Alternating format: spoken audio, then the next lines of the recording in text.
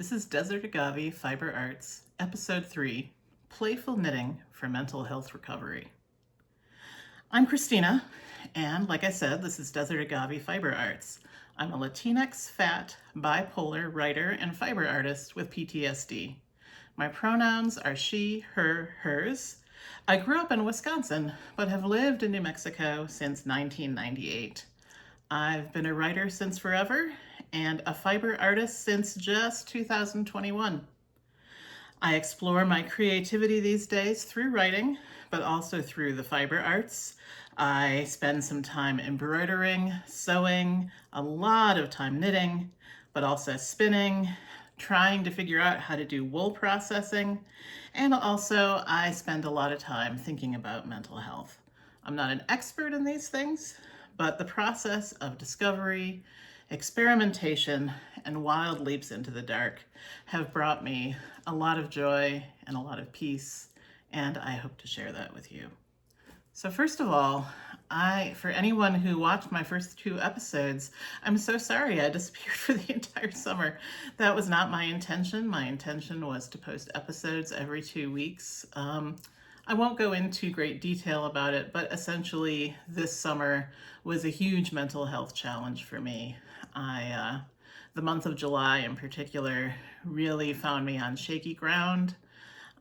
It was interesting because it's the first time I've had a difficult period since I was diagnosed as having PTSD in addition to bipolar disorder. And really my difficulty in July, I now realize, was less about being bipolar and more about having my PTSD triggered. And while it was very difficult, it was helpful to finally understand what was going on. Certainly not the first time I've had a period of time when my PTSD was triggered, but it was the first time I knew that's what was going on. And I am a big believer in the idea that knowledge gives you power, even when it's power over things going on inside your own head. Like I said, I won't go into great detail, but some little bits may come up here and there as I go through the podcast. But in general, one thing that was interesting to me and that I wasn't expecting is that when I was at the worst of how I was feeling in July, I actually stopped crafting entirely. I stopped knitting, I stopped spinning, I stopped doing everything. And that surprised me even at the time, because I knew that these are things I do to feel better. So I thought, why aren't I doing them now? Why can't I do them? I would think about doing them and it was just an immediate, strong no. And thinking about it myself and then also talking about it with my therapist later, I basically realized that the fiber arts for me have been incredibly helpful for healing. But when you're in the middle of an active trauma, healing is not a possibility yet, basically. She kind of laughed when I was talking to my therapist, and she said, yeah, you can't knit your way out of a trauma that's happening right then in the moment. And that makes sense. So I guess by the end of July, I was able to start doing my fiber arts again. And even at the time, I knew that was a very good sign that I was starting to recover from my difficult period and come back to what I think of as my normal self. So that was good. And as I came back to my fiber arts towards the end of July, I really kind of changed my approach quite a bit. I've really relied on the fiber arts in addition for my creativity to clothe myself. Because I have a large body, it's traditionally been hard for me to find ready-made clothes that I like, that fit me, that are in natural fibers. So as I started to explore fiber arts, part of what I was also doing was figuring out how to clothe myself in things that I liked, that felt like me. And that, while that's not a goal I'm giving up forever, it's a goal that I had to kind of let go of when I started crafting again in late July. I realized that what I needed then was not to focus on product, not to focus on clothing myself, but to focus on process, just to focus on doing the projects that brought me joy in the moment. And that's what I did. And that is why as I go through things, you'll see that I have a silly amount of works in progress right now. I am actually not going to show you every single work in progress. I decided to just show you all the things I've worked on in the past 2 weeks. There are some things that I have worked on this summer, but not in the past 2 weeks, and we're just not going to talk about them today. Otherwise, we might be here for a gazillion hours.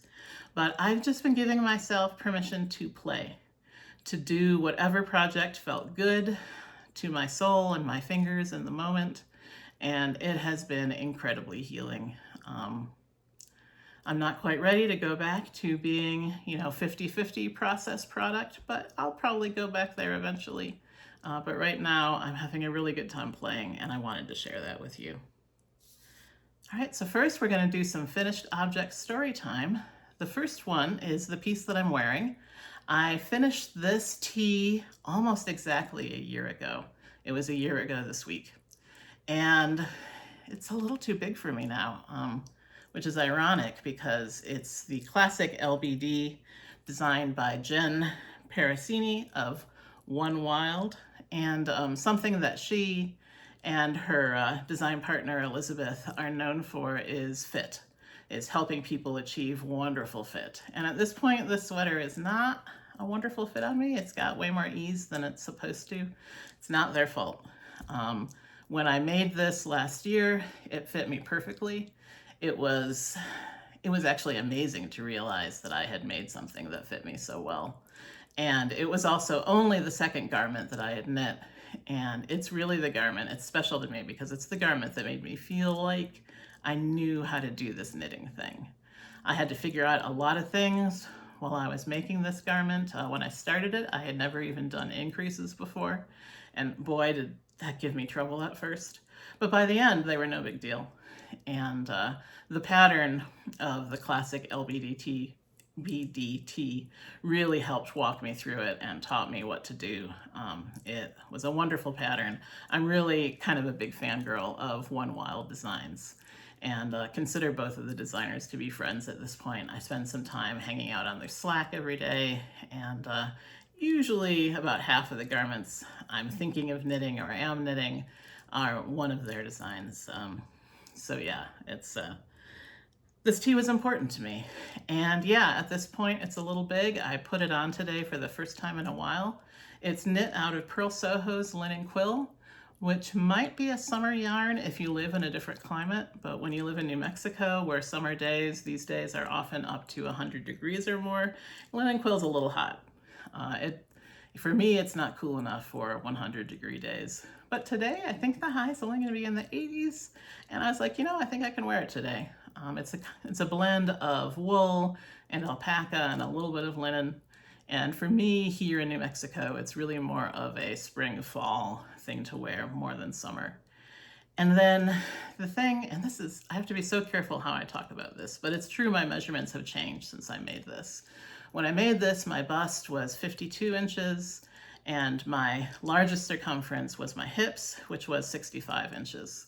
So offhand, I can't remember exactly what size I cast on in, but I think I did either the size 6 or 7 in the bust, and then I learned to increase outwards to a higher size, I'm guessing an 8 or a 9 for my hips.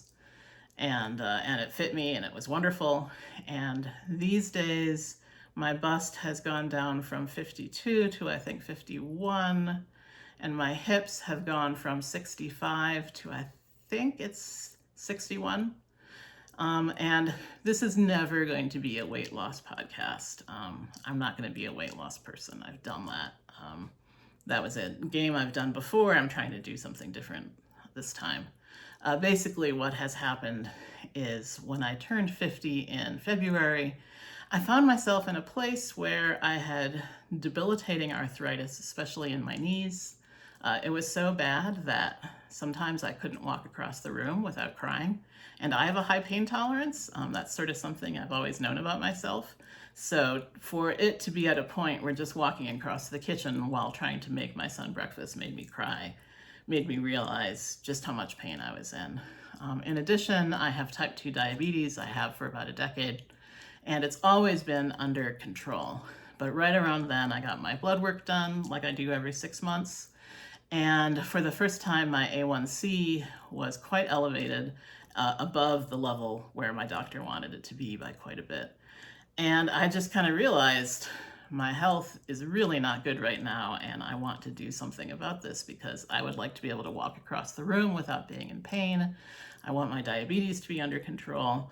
I was talking about this to my therapist and kind of venting about how every doctor I saw would tell me, well, you got to lose weight, but no one had any advice about how to do it or anything. And she directed me towards a dietitian that she herself had worked with. And she said, if you want, you can talk to her. She's really knowledgeable. She's kind. She's empathetic. I think she might be able to help you. And I did. I started working with Fran, and it's really changed my life. But weight loss is not my goal. It's not one of the goals we're working on. The biggest two goals we're working on is getting my arthritis under control by eating an anti-inflammatory diet, and also getting my diabetes under control. And both have really changed. I still have arthritic knees, like that, it's not going to magically change, but I can now, not only can I walk across the kitchen without crying, I can stand up in the kitchen for an hour making a meal without feeling much pain. I might feel tired at the end of the hour, but I don't hurt. I can go for, not long walks, but I can go for a 15 to 20 minute walk in the neighborhood. I do use a cane because the stability helps, but I can do that. And again, I can do it without much pain. I mean, the arthritis is still an active factor in my life that I have to think about, but it's so much better than it was, and I'm really happy about that.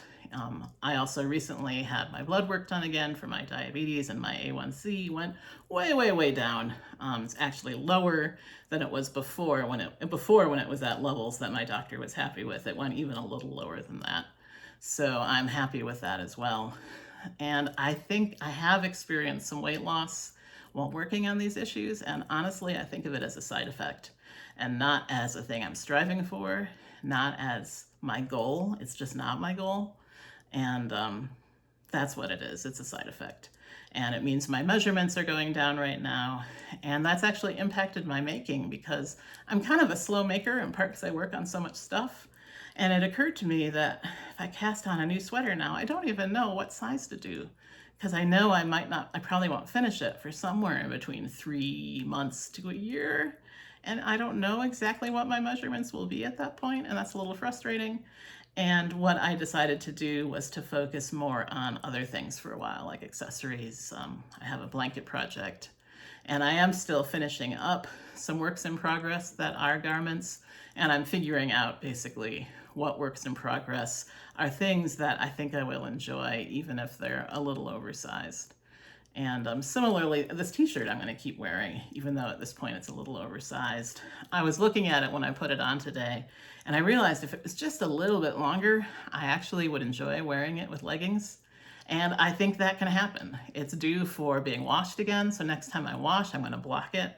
I'm going to pin it out and specifically pin it to be longer. I'll probably lose a little width, which is fine, gain a little length, and then I think this fall I will wear it with leggings and feel pretty good about that.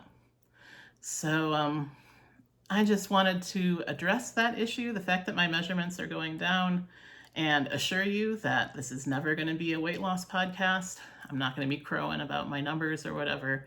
I will sometimes tell you what my measurements are, but just because I think that's helpful when watching knitting and sewing podcasts. I guess that's all I have to say about that right now, other than I don't ever envision a day where I won't be a fat maker, and I'm good with that. That's part of my identity. It's part of who I am.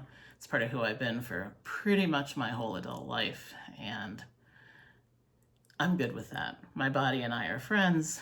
We're just working on making it so that I can walk comfortably, and thankfully right now I can.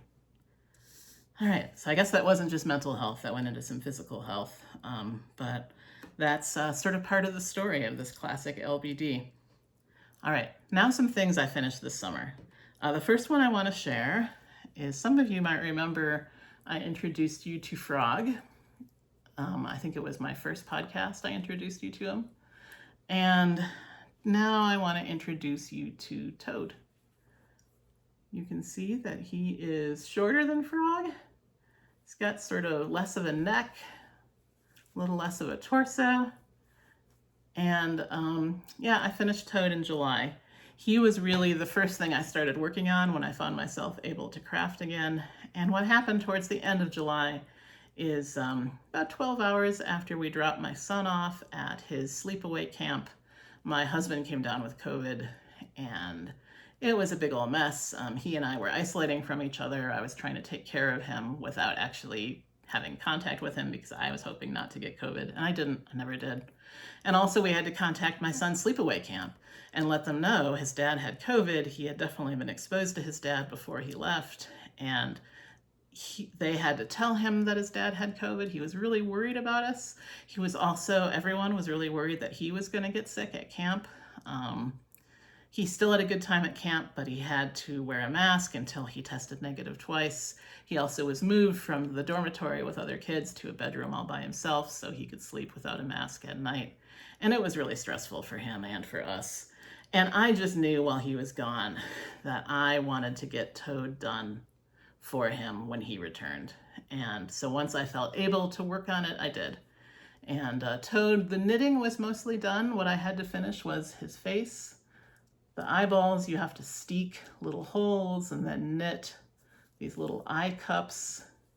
Insert the eyes, embroider the mouth. You Kitchener, you stuff them full of stuffing. I used ground walnuts with lavender. And then you have to Kitchener the head, weave in all the ends. Well, actually, you have to weave in all the ends before you stuff them, because if you don't, then you stuff them full of ground walnut shells and they all fall out.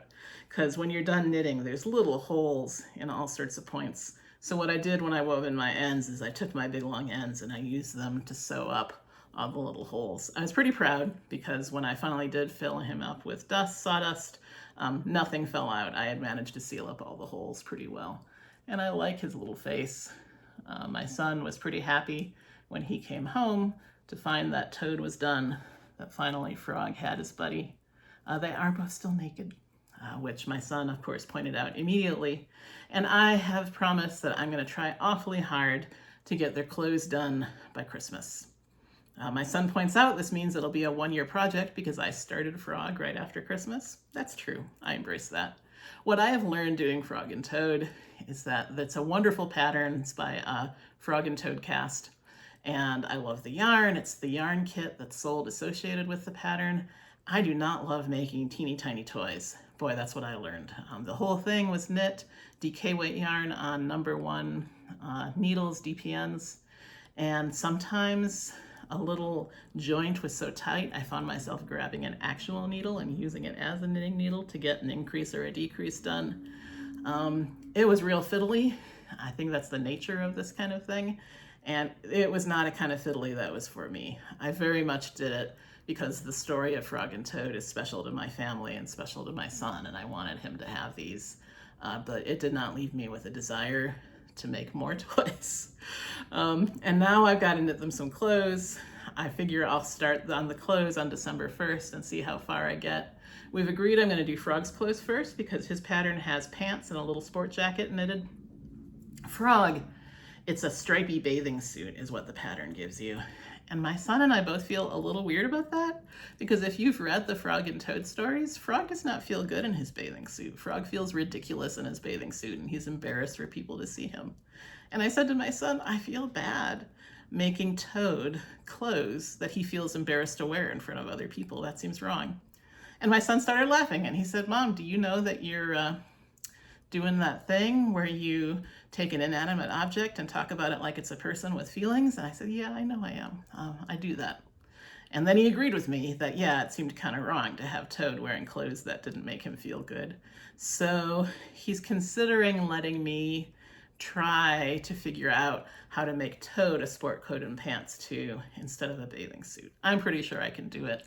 My son is less sure, but I'm pretty sure when December rolls around, he'll let me give it a shot. If not, maybe we'll make Toad a bathing suit and a sport coat and we'll call it overalls instead of a bathing suit. We'll see. But they're awfully happy to be together. I had to go into my son's room to fetch them for this podcast, and I'll have to be sure to go put them back exactly where I found them when I'm done recording. Another finished object, I'm actually wearing it. I don't know if you can see it. It's a headband. It's holding my hair back. It's made out of scraps of the linen quill that I used on this tee. And it's a headband by Marina Skua, the Ramosa headband. It was a really easy project. I made it in 2 days. It's lace, which I've just this summer kind of learned how to do. You'll get more about that in a minute. And it was nice. It was a nice little palette cleanser. Also, it's useful. My head is big. I measured it recently because I've been making hats. And my head, the circumference of my head is 24 inches. And that's just big. A lot of hat patterns, if you look at them, the biggest they go up to is 21, 22 inches. So I've been having to learn how to modify patterns so that they will fit my noggin. And similarly, if I go into a store and try to buy a headband, it basically almost never fits my head. It pops off the back because it's too small. So it's nice to have this pattern and to know I can make it in a day or two, because right now this is my only headband that fits. And I like having my hair down, but sometimes it's nice to pull it out of my face. But here, I'm going to take it off now. Hold it a little closer. You see, it's kind of stretched out, so you can't really appreciate the lace so much. Maybe next time I make one, I'll make it a little bit bigger. But I really like it. I wear it whenever I want to have a face clear of hair. Got to do a scrunch, put it in its normal state. There we go. And a drink of water.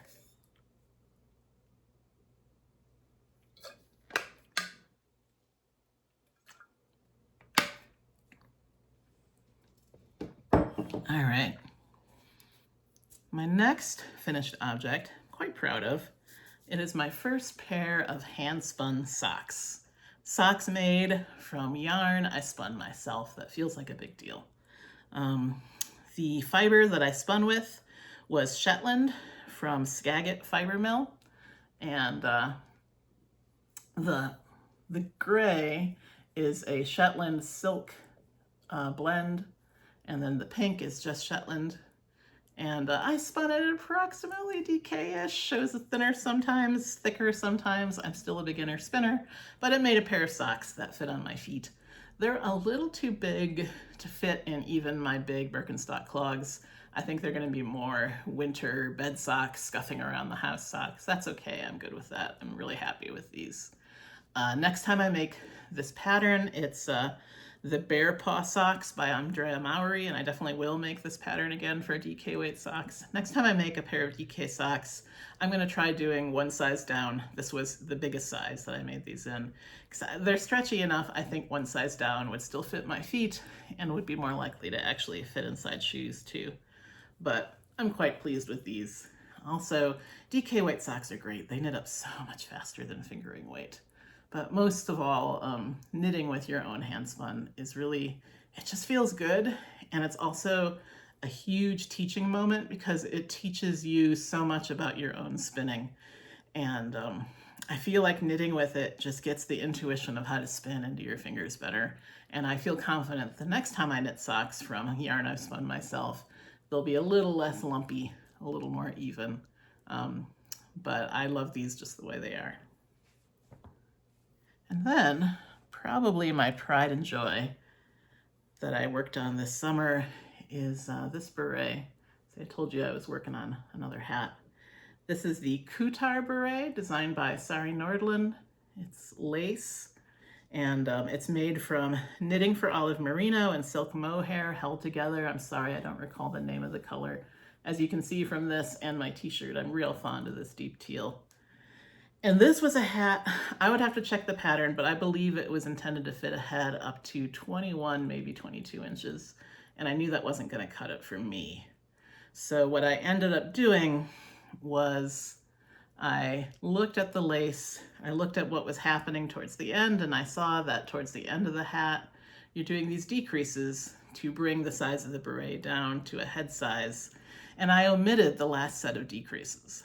And what that meant was that the hat as a whole, as I finished it, had 16 more stitches than it was supposed to have. And my hope was that 16 extra stitches would be enough to fit my head. And it is. It fits barely. I wish there was a little more room, frankly, but it's It's good enough that I will absolutely wear this with great pride this winter. Many, many times probably, especially in the morning. I'm not great at styling a beret in front of the camera, in front of people, but you can see it does fit. I can pull it down. If I had more time, I would make it look better, but it's beautiful. I really love it. I'm not only proud because I managed to modify a lace pattern to fit my head, but that I was able to do the lace at all. Lace is a new skill for me. I tried to make a beautiful lace sweater last spring and I had to frog it and put it off. I decided for another year I'm going to try to work on it next spring because I just didn't know enough about lace to do it. And I've done a few practice projects, including one I didn't finish. And then finally with this beret, I just thought, I'm gonna try this. I'm gonna see if I can do it. And as you see, I did. It's beautiful, it's gorgeous. I'm so proud of this. Doing lace, it's hard. It uses my brain in a different way, but that's okay. Sometimes I like using my brain in a different way.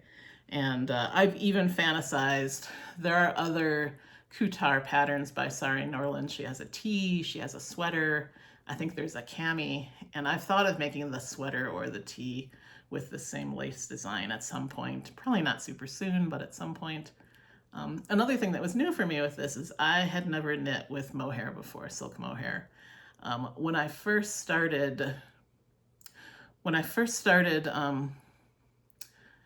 knitting in 2023, it seemed like every podcaster I watched was talking about their silk mohair sweaters. And I was so suspicious of silk mohair. I was like, what is with this fuzzy stuff? It makes the project more expensive. Everyone seems to be doing it. I don't know. So I refused to do any projects with silk mohair. I only started coming around to it as I learned more about it. And I discovered that in addition to being fuzzy and pretty, silk mohair is very, very strong and tough. And if you hold it double with a yarn that is prone to pilling, it can stop that yarn from pilling. Now, I am a big anti-fan of pilling. I made a sweater that I love that I'll introduce you to another time out of a merino yarn and really felt annoyed when immediately it started pilling. I'm still annoyed about it. Someday I want to reknit it with a different not merino yarn. But also, once I realized that you could knit sometimes with merino if you use a silk mohair too and it'll stop the pilling, I started thinking maybe I would give it a try. And I've got to say I've been won over. I'm not going to knit everything out of silk mohair and another yarn held double, but I'm definitely going to do it sometimes. And at some point I'm going to make a whole sweater out of it.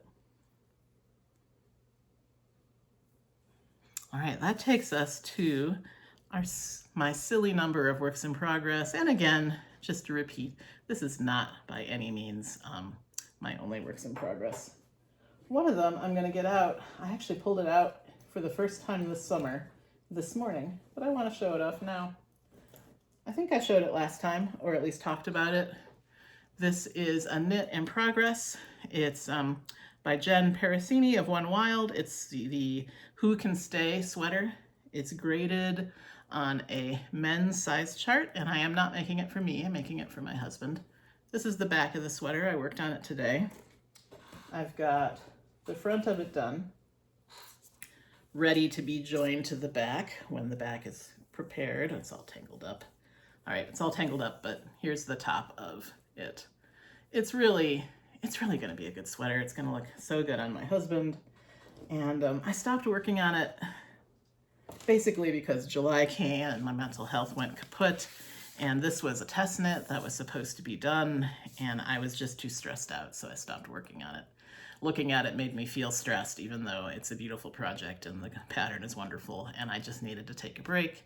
And for the last week, it's been kind of itching in my brain. The pattern has now been released. You can go out and buy Who Can Stay from One Wild Designs. And it's a really beautiful pattern. There's some great pictures of it on test knitters or people that the test knitters knitted it for. And it just made me think, I want to make that. I want to give it to my husband so he can wear it this winter.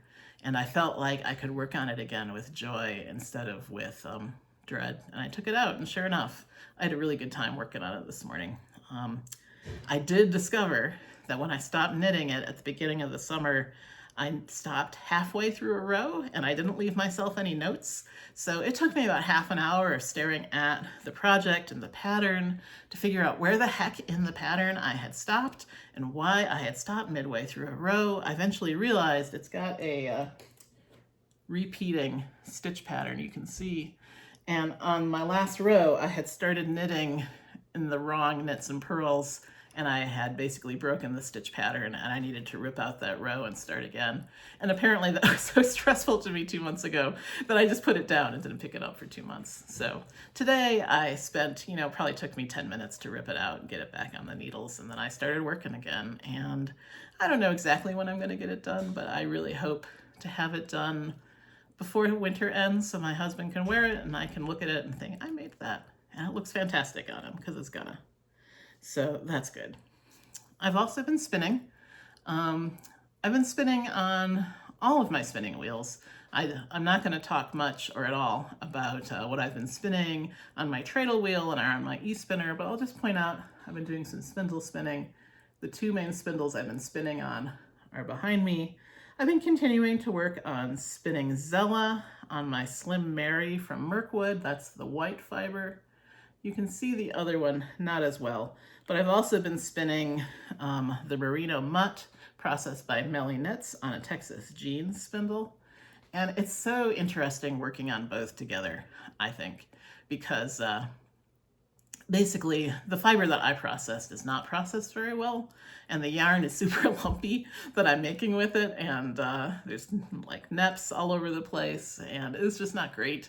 And the thing about the other one is that it's processed beautifully by Melly Knits, and it's really useful, again, in my hands to feel the difference between fiber that's been prepped wonderfully and fiber that's been prepped inexpertly.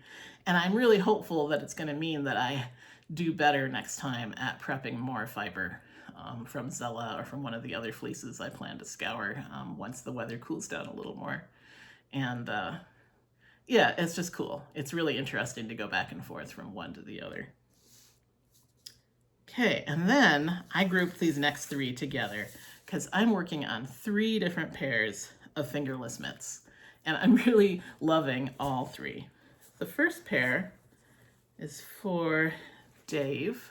He is the graphic designer / artist who designed my Desert Agave Fiber Arts logo that I put out at the beginning of the episodes and that I have as my profile picture.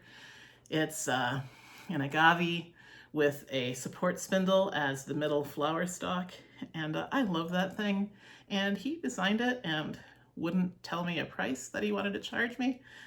So I finally decided that the least I could do is offer to knit something for him, and he said he would love a pair of fingerless mitts.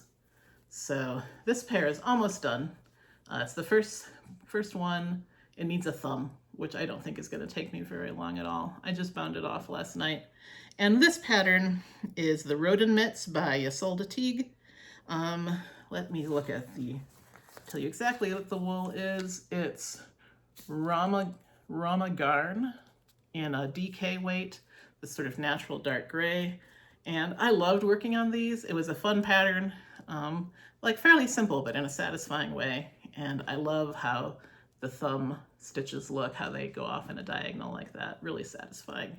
And I love this yarn. Oh my goodness. It's a real woolly wool. It's a Norwegian yarn, and it just has this satisfying spring to it. And it feels tough, but it's not so tough that it's too itchy to wear, in my opinion. And I can just tell it's not going to pill the second you look at it. Not only am I enjoying knitting these mitts out of this yarn, but I am trying not to buy sweater quantities of yarn anymore because I have too many sweater quantities that I want to knit up. But I might ask for a sweater quantity of this yarn for Christmas. I'm probably not in this color. They've got a nice natural brown that I would like, but I would love to knit a cardigan out of this yarn. I know I would wear the heck out of it, and I know I would enjoy knitting it. So these have been a pleasure. The other thing about these is that Isolde's pattern, the largest size says it's for a hand with a diameter on this part of the hand of 9 inches, which is about my hand. My hand's a little less than that, but not much. And when I asked Dave what his hand measurement was there, he said 11 1/4 inches. And I spent a lot of time looking for a pattern on Ravelry that fit a hand up to that size, and I could not find one. Everyone seems to end at 9 inches. So finally I went into the pattern and did a thing I've never done before, which is I figured out kind of the numbers that she was grading it up to for her 4 sizes, and I graded it up 2 more sizes. So I think her pattern stops with XL.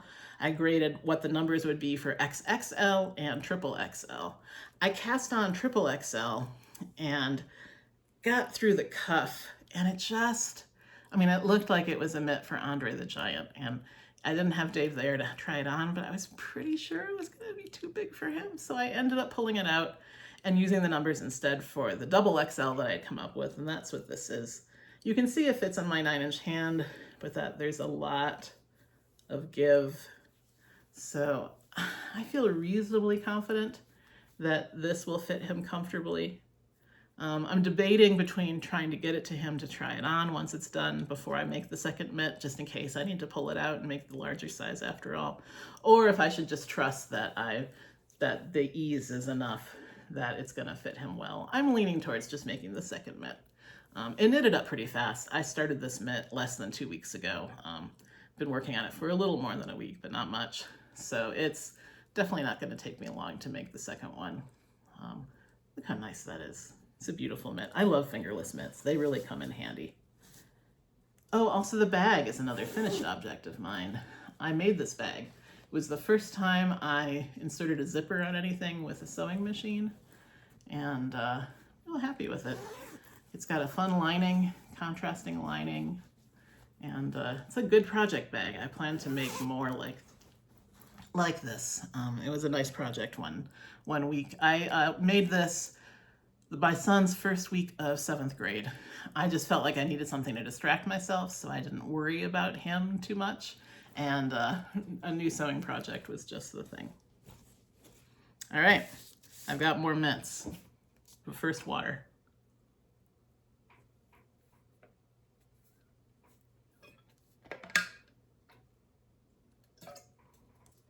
It would really help if I'd remembered to open up the water nozzle before I drank. All right, second pair of mitts. This pair of mitts, not as far along. They are another project for my husband. The pattern is Selbu Mittens by Skein-Deer Knits. I am going to modify them to make them fingerless mitts. Shouldn't be that hard, I figure. And this is the cuff. I asked my husband if he wanted just a plain dark gray ribbed cuff or if he wanted the colorwork motif, and he said colorwork please, so that made me happy. And there's this series of smaller Selbu stars on it, and then as I go up, the back of the hand will have one big motif. They're going to be cool, and I do not know what I'm doing when it comes to color work, stranded color work. Oh my goodness, this is the second thing I've done with stranded color work. The first was a hat I made for my husband last winter, and it's just hard. Doing stranded color work to me feels like learning how to knit all over again. Like my hands don't know how to tension the yarn, and they don't know what to do, and I make mistakes. That little white dot right there is a mistake. And my tension is all wonky and weird.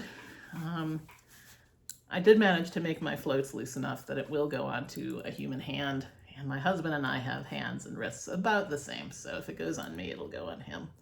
But it takes a lot of concentration to work on these, and like I said, I'm super duper not good at it, but one thing I've learned about myself that I did not know before last year is that I love doing things I'm not good at. Like, I really do. Maybe I'm a weirdo, but it's really fun for me to learn a new skill. And I seem to have accepted that part of learning a new skill is that for a while you're real bad at it. But I'm working on these. It's fun. I don't work on them every day. I work on them when I feel like I have the brain capacity to tackle something new. But it's going to be real satisfying to finish them. As far as the wool, they are out of, it's Navia Trio. It's another sort of woolly wool, non-superwash. I believe it's from the Falkland Islands, and very good to work with. I'm enjoying it.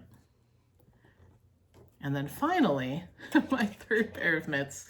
is my newest pair. I think I started them 2-3 days ago, very new. They have, however, been in my head since I made my hat. As soon as I made my hat, I knew that I wanted a pair of fingerless mitts to wear with it this winter that were also made out of silk mohair. And I don't love being super matchy-matchy, so I knew I didn't want them to be the same color.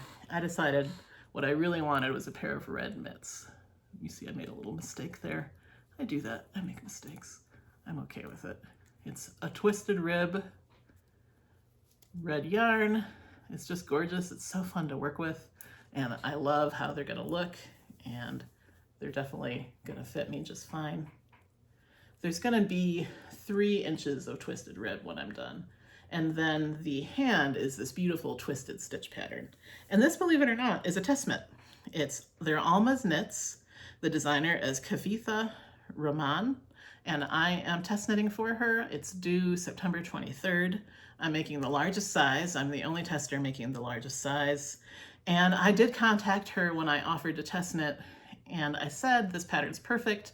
I've been meaning to make myself a pair of silk mohair fingerless mitts for winter, and your pattern's beautiful. I'd love to test knit it for you. And I said, I've got a lot of other knitting that I'm doing right now. I don't feel comfortable promising to make 2 knits by September 23rd, but I feel really confident that I can do 1. And she said that was okay with her, which is really nice of her. And so I am enjoying the test knit, and I am enjoying knowing that I can absolutely have 1 mitt done by the 23rd, probably be partway into the second one, but I don't have to stress myself out making sure that it gets done. And I'm really going to enjoy, once it gets cold, getting to wear these together. It's going to look super sharp. All right, that's it for my million mitt projects. Oh, I didn't tell you about the yarn. So the yarn for these is a little different than the hat. The main red yarn is Mondim. It's a fingering yarn, all non-superwash wool. And then the silk mohair is Rosarius Aurora. And I'm enjoying working with both of these. I haven't worked with either of these yarns before, and they're good. All right. I've also been working on an old work in progress. I cast this on in January of this year, and I've just been slowly working on it. It is, believe it or not, another classic LBDT. It's in the same size as this one, meaning when it's done, it's going to be oversized on me. That's okay. I decided that's cool. And I really like it. I call it my winter weight classic LBD, because this is meant to be more of a summer tee, but I'm using a woolen spun fingering weight yarn from the Barrett Wool Company, and I got it for Christmas. It's Wisconsin wool from the Barrett's Wool Company. I got it for Christmas last year and then cast on in January. And for New Mexico, this is going to be the perfect winter sweater on many days. It doesn't get that cold on many days in winter here, and I think a fingering weight woolly sweater is going to be perfect. And it's okay that it's oversized because I was given a ton of yarn. So I'm making some mods to this pattern. One, I'm going to add sleeves. I'm thinking 3/4 sleeves with a nice chunk of ribbing. And then 2, I'm really going to make it long. You can see it's long enough. I could totally start on the ribbing already if I wanted, but I don't want. I have 2 more skeins of yarn after, let's see, I have this skein that I'm working with that has some to go, and then 2 more after that. So what I plan to do is keep knitting on the body with this. When it's done, I'm going to do the neckline and the sleeves, and then I'll see what I have left, and I'm just going to keep knitting on the body. And eventually, I think when I do the ribbing, I'm going to make it like a nice chunky 3 inches of ribbing. And it's going to be tunic length, and I will wear it with leggings, and it'll be cool that it's oversized, and I'm going to enjoy it. And not only that, but from the start, when I cast on the sweater, my intention was to embroider on it. Since I've been working on it all year, I've gone through a million different ideas of what I'm going to embroider. My current idea is that I would love to embroider that logo that I was just talking about that was designed by Dave. And I even bought some printable stick and stitch paper. It's supposed to, you stick it onto the thing you're embroidering, you embroider, and then when you're done, it just rinses away and the embroidery is left on the fabric, and I think I'm going to try printing the logo fairly large and then embroidering it. I'm thinking I would kind of embroider it just on one side, sort of set to one side. I think that would look super cool. I could change my mind again. Like I said, I've changed it before, but that's my current plan. Really looking forward to it. It's another one. I don't have a deadline for it in my head other than I sure would love to wear it this winter, and I would love to wear it with the embroidery on it. New Mexico winter gets real cold in December, and usually by the end of February, it's starting to feel like spring. So it would be nice if, I had it ready to wear in, say, January, but we'll see. I'm not putting pressure on myself. I'm still letting myself play right now. And then my final work in progress that I've been working on is a long-term one. It's not going to be done this year. It's probably going to take at least a year, and if it takes longer than that, that's fine. I don't care. But I started working on a Stella blanket designed by Laura Penrose. And this is my first square. You can see I've just kind of been poking at it when I feel like it. That's no rush. Really enjoying it though. My base color is Knit Pick Stroll that I bought specifically for the project. And then all of the stars are using this beautiful yarn that I've been kind of stockpiling since I started knitting. I love Little Skein in the Big Wools yarns, and I've actually been a part of her yarn club practically since I started knitting. And then I've just been kind of stockpiling all these different beautiful colors and wondering what I wanted to use them in. I've really just been stash building. And when I thought of making this blanket, I just realized, oh, this is perfect. These are gonna look so beautiful. So this is one color, this beautiful lavender. This is the pink marled with the lavender, and I've got this whole square planned out. Every single square is gonna either just be the lavender or it'll be the lavender marled with something else, and it's gonna be beautiful. And I've got lots of other colors that I can use for the other squares with other stars, but I'll think about those when I get to them. It's probably gonna take me a couple months just to finish this one, but it's a fun project. I love the yarn. I love seeing what's happening with the color. Doing the squares is geometrically just really satisfying. It's a good pattern. And it's kind of nice to have one where I just know it's going to take me forever to make this blanket, and that is okay. Woo, I got through all the works in progress. Can you believe it? And also, like I said, I have others that I just haven't worked on in the last 2 weeks, but we just won't talk about those right now. Okay, future plans. I would like to finish some of these works in progress. All 3 of the mitts, basically I would like to have them done by December so that I can wear them when it's cold and my husband and Dave can wear theirs when it's cold. I feel like I can do that. Another one that I haven't shown you the yarn for, but I do have, is my son has decided to dress up like Jughead Jones for Halloween, and I have promised to knit him a hat with the little pointy things like Jughead wears. It's a really important part of the costume. Without the hat, no one would know he was Jughead. I found a couple patterns. I think I know which one for free. I think I know which one I'm gonna use. I got the yarn for it. It's worsted weight yarn. I've basically promised myself I will start on that by mid-September and try to finish it by mid-October. I do not think that's gonna be a problem. The pattern's pretty easy and I think it'll knit up fast. But that's an important one, and that is a deadline one. It's got to be done by mid-October, so he has it to wear for any Halloween events. Let's see. I already talked about Eric's sweater and the classic winter LBD and the frog and toad clothes. Also, once I do finish my husband's sweater, the Who Can Stay sweater, I am giving myself permission to cast on a cardigan that I kind of want. I really had a good time taking a break from thinking about new garments for myself this summer, but I'm starting to think about it. And I have been wanting to make Jen's Forest Finds. Again, it's a One Wild design. I've been wanting to make it for a long time, and I think I can handle it now. It's a textured cardigan. It's knit in pieces and seamed together. I've already got the wool for it. I've got a sweater's quantity of it. It's gonna be real nice.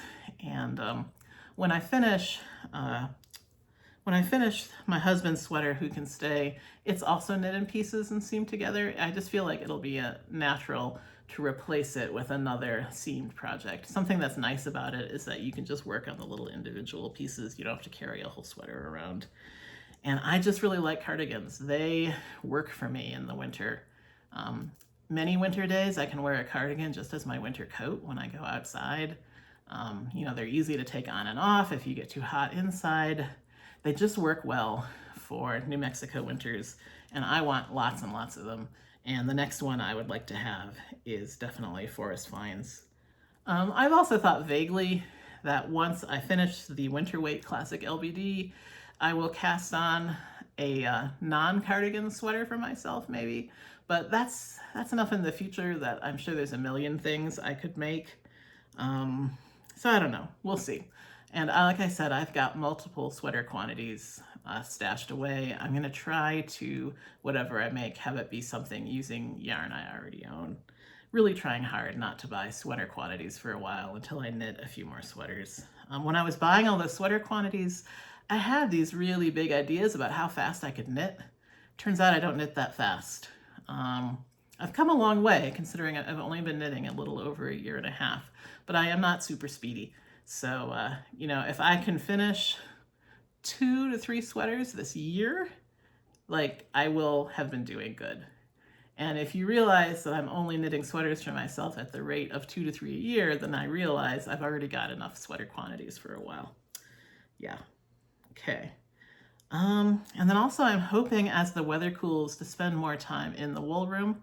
The wool room has no heating or cooling, and earlier in the summer it was good early in the mornings. It was nice and cool early in the mornings. I could spend time in there and be happy. As summer progressed and the days got hotter and the nights got warmer, it was too hot even at 4 a.m., 5 a.m. So I haven't spent much time in the wool room recently. However, fall is going to be great in there.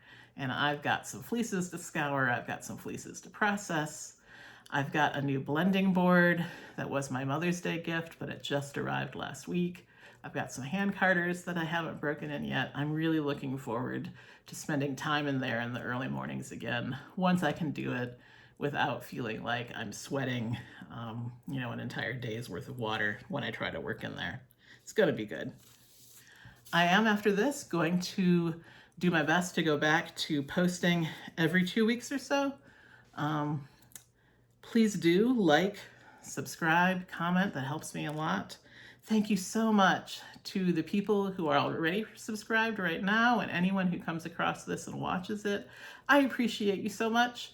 It's the difference between being a weirdo talking to my phone and being someone who's part of a community talking to other fellow makers.